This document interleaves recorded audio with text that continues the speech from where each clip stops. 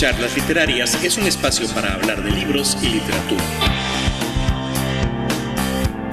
Bienvenidos al episodio número 10 de la tercera temporada. Como siempre, nos transmite cada jueves a las 8 de la noche 1900 Radio en Línea y los viernes son viernes de charlas porque encontrarán un nuevo episodio en su plataforma de podcast favorita. Yo soy Javier Martínez, licenciado en Letras, antropólogo con posgrado en Lingüística, magíster en Comunicación, autor, editor y traductor. Estamos ya ante nuestro último episodio antes de salir al descanso de Semana Santa, por lo que el Jueves Santo, el próximo jueves, no subiremos el programa ni a la radio, ni lo van a encontrar en podcast. Así que nos vamos a reencontrar hasta dentro de 15 días. Esperamos que la pasen bien, que descansen bastante y pues que vengamos con las baterías recargadas. En este último episodio, antes de salir de descanso, vamos a hablar acerca de la mitología y concretamente acerca de la mitología griega. Lo primero es que hablemos acerca de qué es el mito y la diferencia entre mito y leyenda que muchas veces nos confunden. Por decirlo de una manera sencilla, la leyenda es la historia que nos cuentan. ¿Que tiene un mito detrás? Sí. Pero básicamente es la narración. Ya podría ser la literatura oral o la tradición oral que escuchamos o cuando se pone por escrito y pues tenemos un cuento o cualquier otro género literario en el que se transmita la leyenda. Por darles un ejemplo, no es lo mismo una leyenda contada por un autor que por otro. Aunque ambos hablen acerca del mismo mito, obviamente cada uno lo abordará desde diferentes enfoques. Por ejemplo, La Llorona, que es un mito mesoamericano que está presente en Guatemala, México y prácticamente toda Centroamérica, la han abordado infinidad de autores, hay incluso películas, me parece. Sin embargo, cada uno habla con su leyenda o ha creado su propia leyenda con base en el mismo mito. El mito es entonces lo que está detrás, esa verdad absoluta y siempre viva que de alguna manera va a encantar, a fascinar al ser humano porque tiene unas verdades demasiado grandes, unas verdades universales para nosotros.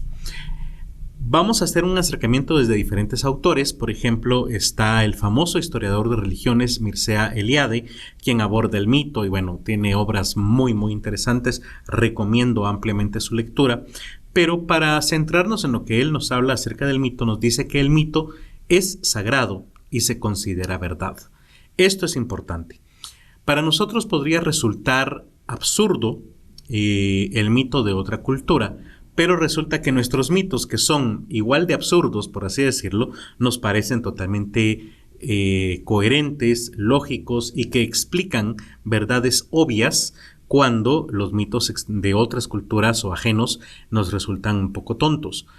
Por ejemplo, cuando yo daba clases de literatura, en algún momento recuerdo que tuve una alumna que muy sinceramente, ella era cristiana, menciono esto porque sí era, digamos, bastante apegada a sus creencias evangélicas y en algún momento en la clase de literatura me pregunta, mire profesor, ¿y de verdad estos griegos creían eso? Pero me lo dijo así como cara ¿de verdad creían estas tonterías? Y sí, claro que lo creían, era su religión, eran sus mitos. Así como hoy, para muchos de ustedes, es una verdad que Jesucristo resucitó, por ejemplo, ¿sí? O que la hostia y el vino se convierten en cuerpo y sangre. Bueno, es exactamente lo mismo que Leda haya quedado embarazada de 2 huevos azules de humano y otros 2 de Zeus, y de ahí hayan nacido Castor, Pollux, Helena y Clitemnestra. Más o menos, o sea, nos parece bastante lógico una cosa, pero la otra no. Las dos cosas se creen por fe. Es mi punto, sin demeritar, por supuesto, lo que cada quien crea. Mircea Eliade también nos dice que el mito explica la creación y justifica al ser humano y su cosmovisión. Esa es una importancia extraordinaria del mito. Nos explica por qué estamos aquí, cómo se creó este mundo, este universo a nuestro alrededor, y al mismo tiempo nos da una razón de ser y sobre todo justifica por qué vemos las cosas como las vemos y por qué creemos en el sistema de valores en el que creemos. Por último, Mircea Eliade da un gran aporte y dice, el mito se vive. Y ese es el punto de lo que les decía antes. Para que el mito tenga sentido, hay que vivirlo, hay que experimentarlo en la cotidianeidad y en los momentos sagrados, ¿sí? En la cotidianeidad profana y en los momentos sagrados, para poderlo comprender.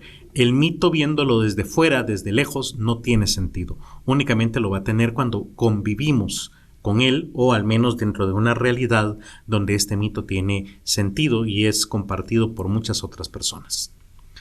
Malinowski, el famoso antropólogo, creador de la etnografía también, nos dice que el mito permite comprender a la sociedad. Podemos saber mucho de la sociedad a través de los mitos que mantiene vivos y aquellos que ha dejado fallecer. ¿Por qué algunos sí, por qué otros no? ¿Qué dice esa sociedad qué dice ese mito acerca de esa sociedad? Malinowski nos dice también que el mito no es simbólico, sino que construye la realidad. En otro sentido, no interpretamos el mito, porque no es un símbolo que podamos interpretar, sino que de hecho ese mito construye la realidad desde la cual el mismo mito tiene sentido y coherencia para las personas que lo viven o lo experimentan. Tenemos también algunos aportes de Freud y de Jung desde la psicología que nos dicen que el mito permite conocer el inconsciente colectivo. Y es que claro, como es un tema de la colectividad y nos permite entender a la sociedad, pues también podemos comprender su inconsciente. Por último, tenemos a Levi-Strauss, otro famoso antropólogo, que nos indica que el mito no existe aislado, sino únicamente dentro de una estructura social de significados. Si el mito construye la realidad social, también es importante aclarar que ese mito no puede existir fuera de esa realidad social, dado que no tendría sentido y rápidamente se dejaría de recordar, de aplicar, de interpretar, y entonces ya no se viviría, no se experimentaría el mito y por ende ya no es un mito. El mito es parte de la cultura y tiene una función: fortalecer la tradición, darle valor y prestigio. ¿Y qué importancia tiene entonces la tradición? Bueno, pues que obviamente es una de las cualidades de una nación y que al compartir una tradición formamos un todo, formamos la sociedad. En otras palabras, compartir un mismo mito, con otras palabras, nos hace parte de la sociedad y nos da elementos culturales, un lenguaje, un simbolismo con el cual interactuar con otras personas. Perdón. El mito está presente no solamente en la teología, sino que también en la literatura, porque precisamente podemos interpretar la literatura con base en estos mitos. Muchas veces se le conoce también como mitogénesis, aquel mito que da origen a la obra literaria. No quiero decir, o no estoy hablando únicamente de aquellas obras literarias que se basan en un mito, como por ejemplo, escribir una... Por ejemplo, se me fue el nombre ahorita. La casa de Asterión de Borges, que literalmente nos cuenta el mito del Minotauro desde su punto de vista, que por cierto recomiendo ampliamente esta lectura, sino que también se refiere a cualquier otra obra que de una u otra manera nos está contando el mito. Si estamos hablando de una novela donde un hermano está celoso del otro y termina dañándolo en algún sentido, aunque no sea que lo mate, pues estamos hablando de Caín y Abel, obviamente, ¿sí? Si estamos hablando de, no sé, de un muchacho que tiene problemas de autoridad con el padre y de alguna manera lo reta, estamos hablando de Edipo, ¿sí? No necesariamente tenemos que contar la historia de Edipo, que por cierto sí la voy a contar en este episodio. Y por último, lo importante es que el mito se vive como religión, literalmente, ¿verdad? Recordemos lo que les contaba hace un momento acerca de esta alumna que veía incoherente, absurdo, casi gracioso los mitos griegos, pero pues no le hizo gracia, por cierto, cuando le hice notar que los mitos cristianos eran un poco igual de, sin el poco, eran claramente igual de absurdos si se comparaban fuera de un contexto cristiano. Los dioses representaban en la mitología griega las pasiones humanas. Recordemos lo que nos dice el famoso Nietzsche acerca de lo apolíneo y lo dionisiaco. Lo apolíneo, todo lo relacionado con Apolo, nos decía Nietzsche, es aquello que tiene que ver con la medida, con el conocimiento, con el autoconocimiento, pero al mismo tiempo lo dionisiaco es lo que tiene que ver con la pasión, con los instintos, con el dejarse llevar, digámoslo así. De esta manera, muchos dioses se dejan llevar por sus pasiones y representan precisamente esas pasiones, como literalmente como Eros, por ejemplo, ¿verdad? Que también lo conocemos como Cupido. No solamente es el dios del amor, es el dios del sexo, el dios de la pasión, literalmente. Dentro de los griegos, los dioses representaban las fuerzas de la naturaleza. Algunos, vamos a ver que había de varios tipos. Pero dentro de los que representaban la fuerza de la naturaleza, podemos hablar, por ejemplo, del río Janto, que aparece en la Ilíada, o literalmente Océano también, que es el nombre propio del dios del océano, que, por ejemplo, nos aparece en Prometeo encadenado. También hay dioses que representan conceptos abstractos como Menocine, la diosa de la memoria, o Caos, que significa el desorden, pero al mismo tiempo el origen. Y también hay dioses más personificados, que parecen más personas con un desarrollo psicológico más profundo, como por ejemplo Afrodita, la diosa de la belleza, que fue obligada a casarse a Hefesto, a pesar de que este era el dios más feo, y por ende se siente ofendida y entonces lo engaña a cada rato con Apolo y con Ares, el dios de la guerra. O por ejemplo Hera, que es la diosa del hogar, esposa de Zeus, pero también una esposa bastante celosa, al punto que siempre está persiguiendo, digámoslo así, o jugando el juego del gato y el ratón con Zeus. Y también hay dioses que, digámoslo así, representan ciertas profesiones incluso, ¿verdad? Como es el caso de Hefesto, quien, como sabemos, o Vulcano, es el dios de la herrería y del fuego, o por ejemplo Hermes, que además de ser el mensajero de los dioses y obviamente de tener esa profesión, también es el dios de los viajeros y de los comerciantes. Algo muy importante al hablar de la mitología griega es que en ella no hay buenos ni malos. También lo decía Nietzsche, estaban más allá del bien y del mal. En otras palabras, cada personaje tiene un motivo para hacer lo que hace, y ese motivo muchas veces no es simple, no hay blancos y negros, es una gran gama de grises, ya que puede estar motivado en una interminable red de relaciones que incluso se retroceden a varias generaciones. Por darles un ejemplo, pensemos en el caso de el secuestro de Helena, que más adelante motivará toda la guerra de Troya. Pensemos primero que Príamo y Hécuba, los padres de París, el que se roba a Helena, se deshacen del bebé porque conocen su futuro a través de un oráculo y saben que él causará la ruina de Troya, aunque como siempre los oráculos no son claros diciendo cómo es que esto va a pasar.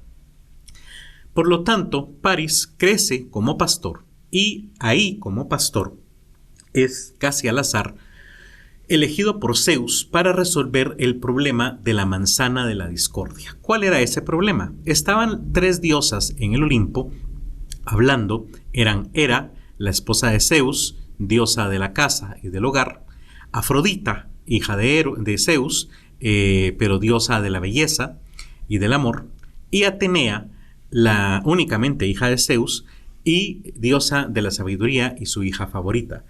Cae una manzana de oro al pie de las tres diosas y tiene un papelito que dice para la más bella o para la más hermosa. Obviamente las tres se agachan a querer recoger la manzana y empiezan a pelearse por para cuál de las tres iba dirigida. Entonces deciden pedirle a Zeus que interceda y decida a quién le va a dar la manzana. Obviamente Zeus no es tonto y decide que él no va a entrar en ese problema porque decida dársela a quien decida. Recordemos que una es su esposa, la otra la diosa de la belleza y la otra su hija favorita, va a quedar mal con las otras dos. Así que decide que sea un humano el que tome la decisión y al azar elige a Paris.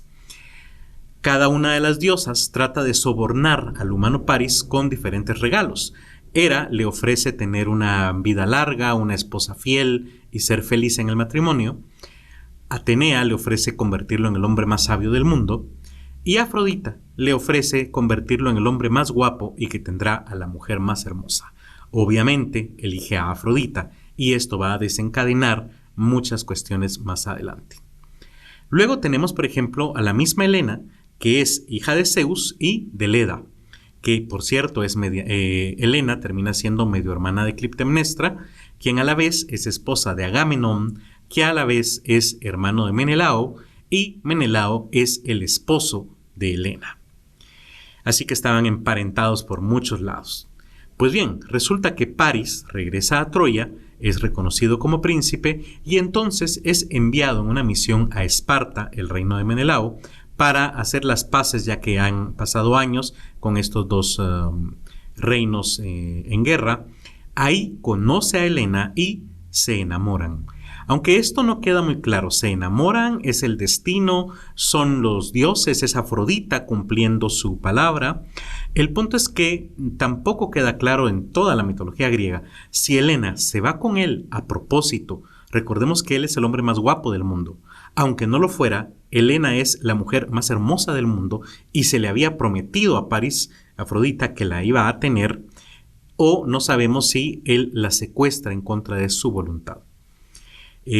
Hay en la Ilíada escenas que pueden apoyar cualquiera de estas teorías. Entonces, ¿fue raptada? No lo sabemos. ¿Se fue por decisión propia? Tampoco lo sabemos. ¿Se va por influencia de Afrodita? Tampoco lo sabemos. Simplemente hace lo que hace y hay justificación para todo. Lo hizo bien, lo hizo mal, cumplió su destino, le fue infiel a Menelao, aceptó el amor. O sea, interpretémoslo como queramos. Y esa es la grandeza y la riqueza también de la literatura y los mitos griegos. A veces también, y muchas veces de hecho, me preguntan ¿de dónde conocemos estos mitos? O sea, ¿qué podemos leer para conocer los mitos? Realmente no existe un solo libro, bueno, hoy sí, 2022, claro que sí, pero si vamos a las fuentes griegas, no existe un solo libro que nos ordene toda esta mitología. Tal vez lo más cercano sería la Teogonía de Hesíodo, que nos cuenta el origen de los dioses. Pero de todos los héroes humanos y de la fauna mitológica, etcétera, no lo hay. Entonces, ¿de dónde se saben? Bueno, se conocen precisamente porque tenemos múltiples orígenes o múltiples fuentes. Miren, es como que de aquí a 500 años desaparecieran todas las Biblias. Imagínense usted esto. Por alguna razón desaparecen absolutamente todas las Biblias del mundo, pero no aquellos documentos que hablen de los personajes bíblicos, ¿sí? Obras de teatro, películas, libros de superación, libros de consejo, cualquier tipo de literatura que no sea la Biblia sí sobrevive. ¿Se habla ahí de Jesús? Claro que sí. ¿Se habla de lo que hizo con los apóstoles? Claro. ¿Se habla de otros personajes bíblicos? Claro que sí. Entonces no necesitamos realmente la Biblia de aquí a 500 años si desapareciera un día, porque seguiríamos conociendo quiénes son esos personajes que aparecen en ella gracias a la literatura secundaria que hace referencia de segunda mano a el libro fuente. De esa misma manera es que conocemos hoy las relaciones de estos personajes. Un ejemplo claro, bastante claro, es el del mito de Edipo Rey, ¿sí? Por ejemplo, este mito podríamos llevarlo incluso al antecesor más antiguo, que es la obra teatral llamada Las Bacantes, escrita por Eurípides, donde Cadmo, que es el tatarabuelo de Edipo precisamente y fundador de Tebas, la ciudad en la que son reyes, ya no gobierna, sino que gobierna su nieto Penteo, quien a la vez es tío abuelo de Edipo. Pero Edipo aquí no tiene nada que ver. El punto es que Penteo quiere prohibir los ritos dionisíacos. y también adorar al dios del vino.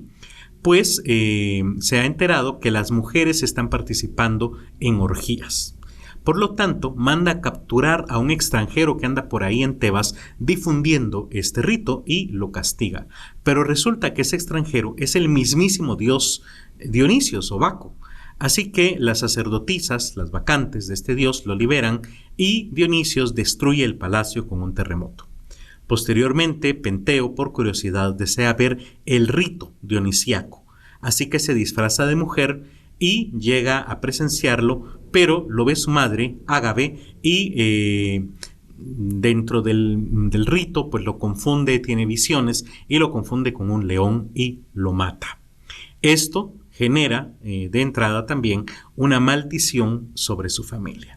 ¿Cuál es su familia? Pues varias generaciones más abajo vamos a encontrar a Edipo.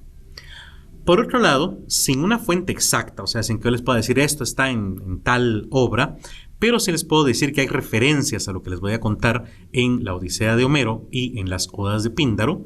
Tenemos la historia de Layo, quien es el papá de Edipo, el que fue asesinado por él mismo. Layo también es bisnieto de Cadmo.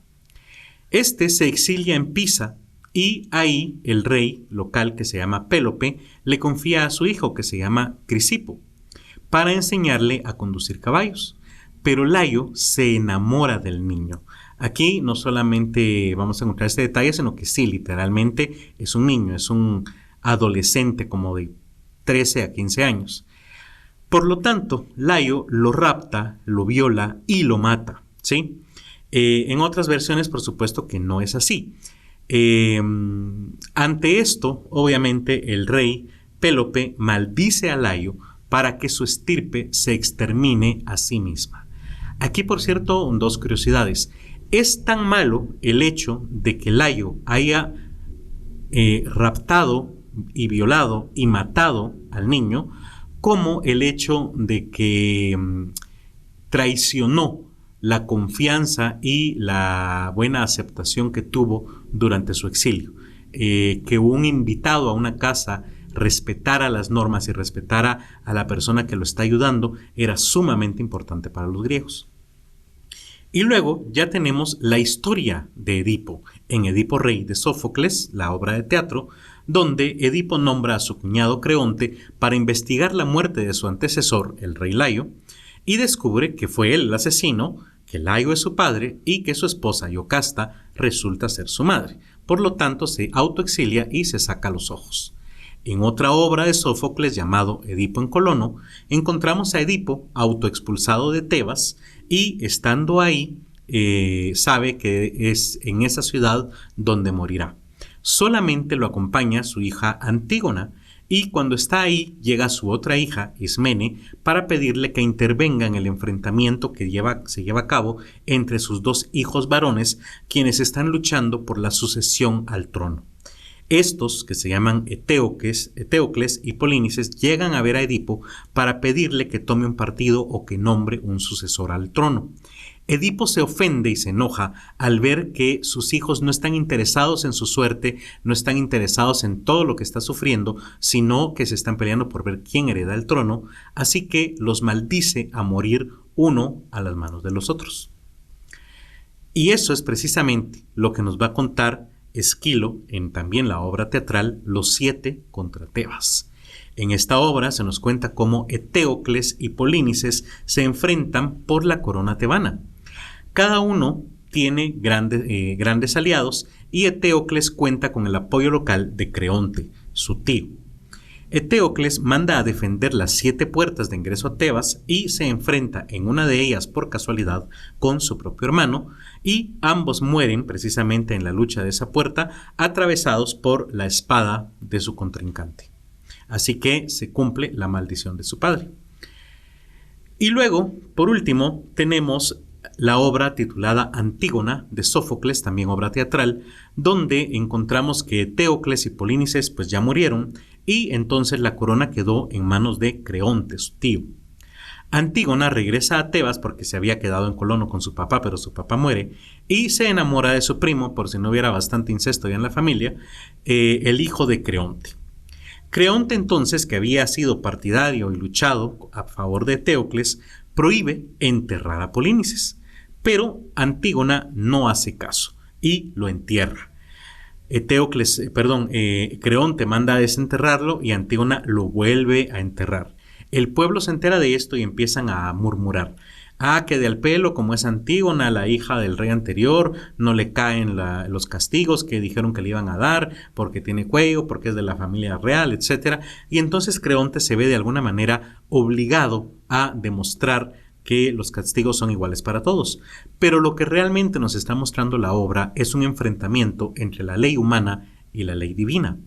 Antígona, como hermana de Polínices, tiene la obligación divina de enterrar a su familiar, pero también como ciudadana tebana tiene la obligación de obedecer la ley del rey Creonte de no enterrarlo. Entonces, ¿qué es más importante?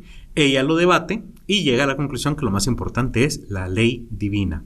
Así que vuelve a enterrar a su hermano y le toca recibir el castigo de Creonte, que es ser enterrada viva. Así que apenas la entierran, ella se suicida en la caverna donde la han dejado enterrada.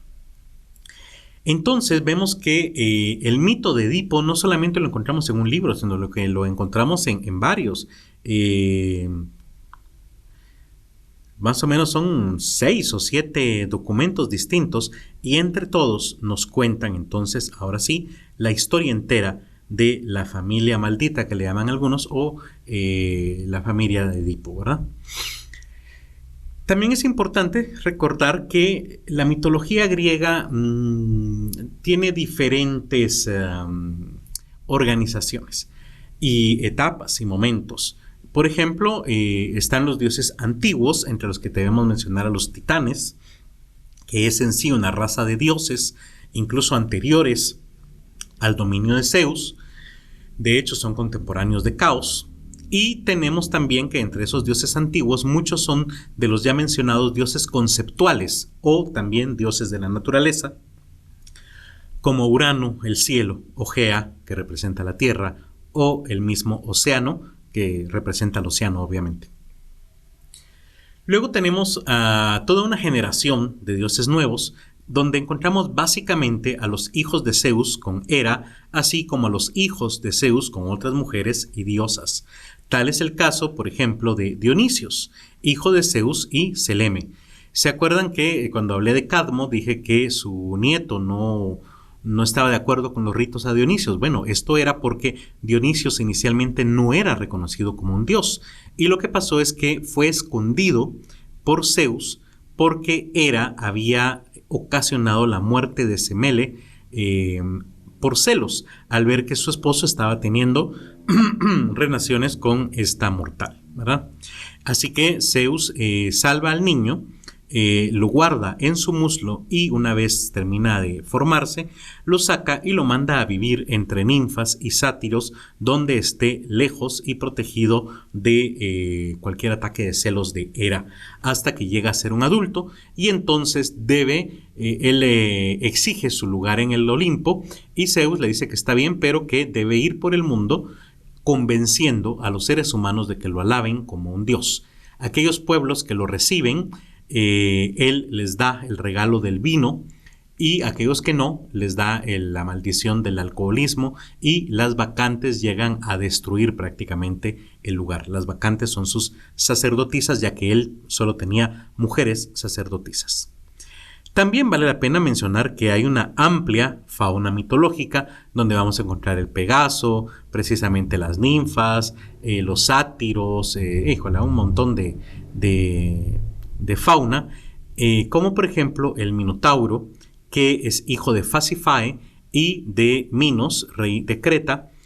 Pero lo que pasa es que Minos recibió de Poseidón un toro blanco para ofrecérselo en sacrificio, pero resultó ser un toro demasiado hermoso y Minos decide no darlo en sacrificio al dios, sino mantenerlo en su establo como un garañón, digámoslo así, para crear una excelente raza de toros en su isla. Así que Poseidón posee la mente de Fasifae y la hace tener pensamientos zoofílicos con el toro, de tal manera que ella obliga a Dédalos a fabricarle un disfraz de vaca para poder tener relaciones con el toro, y es de ahí donde ella queda embarazada del Minotauro. Por último, también dentro de la mitología se habla de los héroes. Estos son humanos, algunos semidioses. Lo importante, entre ellos, por ejemplo, está Ulises u Odiseo, Aquileo, Héctor, Menelao, etc.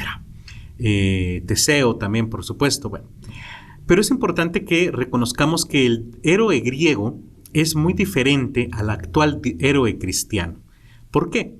El héroe cristiano actual está de alguna manera ligado a Cristo, la figura de Cristo, de Jesús, donde se sacrifica para salvar a los demás.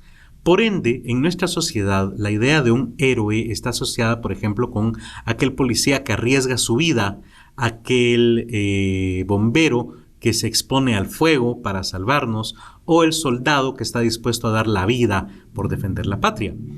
Para los griegos, un héroe era completamente distinto. Era aquella persona que destacaba de dentro del montón, aquel que podía hacer actos tan extraordinarios que aún en vida sabía que iba a pasar a la historia. ¿Y por qué era esto importante? Porque los héroes griegos no creen en la vida después de la muerte, ¿sí? Recordemos que ellos se iban al Hades, todos juntos, no habían ni buenos ni malos. Entonces, solo aquel que lograba hacer cosas tan grandes para inspirar a los poetas como Píndaro, por ejemplo, en la poesía lírica, para dejar su historia, sus hechos en la historia, iban a pasar siendo recordados en la tierra, ¿sí? Un ejemplo de esto, de un héroe griego que no encajaría con nuestra visión de un héroe, porque es pedante, engreído, violento, infanticida incluso, podría ser Neoptolomeo, hijo de Aquiles, quien mató al bebé Astiagnacte, hijo de Héctor, ¿verdad?, al lanzarlo desde la muralla de Troya. Hoy nosotros, por supuesto, jamás aplaudiríamos ni aprobaríamos a un héroe que, siendo un adulto guerrero, mata a un bebé, a un niño de lo más que habrá tenido serían 3-4 años. Pero los griegos sí, porque han hecho cosas tan extraordinarias que quedarán en la historia, a diferencia de todos los demás mortales que seremos de alguna manera olvidados. Por cierto, acerca del tema para ir cerrando, de la mitología griega, les quiero recomendar 2 libros. Uno, por supuesto, es El nacimiento de la tragedia, de Nietzsche, y el otro es Paideia, de Werner Jaeger, así como, por supuesto, un libro titulado Mitología griega, que es de mi autoría, y que está publicado en Kazam-A y cuyo enlace dejaré en la descripción de este episodio.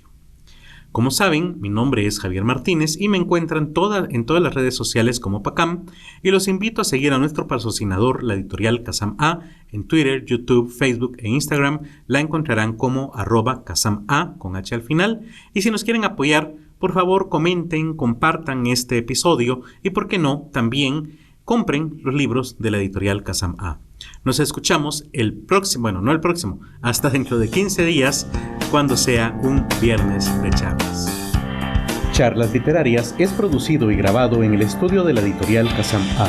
Encuentra este y otros episodios en Spotify, Google Podcast, Apple Podcast, YouTube y otras plataformas similares. Contáctanos en Facebook y Twitter como @charlasliter.